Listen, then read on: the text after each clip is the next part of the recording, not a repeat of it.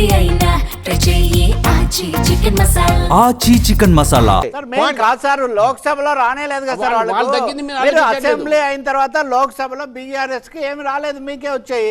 Are you looking for GHMC కోసం మీరు మీ శక్తులన్నీ అట్టి పెట్టారా? నేషనల్ పొలిటికల్ సీన్లో ఆ రోజు ఉన్నటువంటి పరిస్థితిలో నరేంద్ర మోదీ గారిని ఇండియా అలయన్స్ చూశారు. People preferred Narendra Modi alliance. ఇప్పుడు చూడలేదు. ఇప్పుడు కానీ ఇక్కడ రామచంద్ర గారు, ఏమైంది? 2 For points. example, Kerala 2 points. చెప్తాను. మీకు కేరళ- అసెంబ్లీ లే- లే- ఎన్నికల్లో- లే- ఒక్క నిమిషం లేదు. మీకు కేరళ ఎగ్జాంపుల్ చెప్తాను.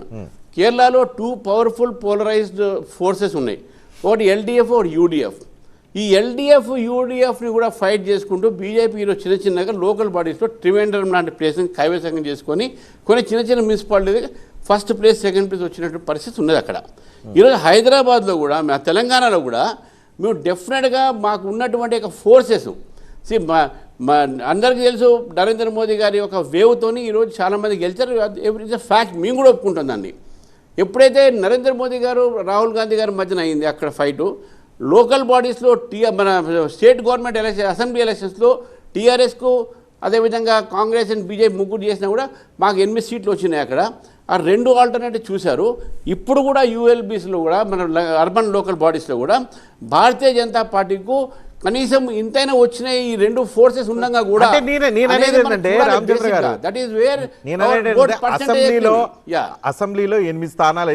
8 అసెంబ్లీ స్థానాలు గెలుచుకున్నారు. పార్లమెంట్లో 8 పార్లమెంట్ స్థానాలు గెలుచుకున్నారు. మున్సిపాలిటీలో కనీసం ఈ 2 కలిపితే 16 అన్నా గెలుచుకోవాలి కదా అనేది ఒక బీజేపీ సానుభూతి పరుల నుంచి వస్తున్న ఒక ఫీలింగ్. లేదు, డెఫినెట్గా అనాలిసిస్ ఇంకా మొత్తం కాలే కదా కౌంటింగ్ మొత్తం కాలేదు. ఇంక ఇది ఓన్లీ ఇనిషియల్ ట్రెండ్స్ అండ్ ఒక 50% ఓటింగ్ కౌంటింగే కదా. You have to still wait till what happens till the end. ఇంకా చాలా చోట ఇంకా ట్రెండ్సే నడుస్తూ ఉన్నాయి, తారుమారు అయితే ఉన్నాయి. కొన్ని చోట మేము ట్రైలింగ్లో కూడా ముందు వచ్చేసినాం మేము చాలా.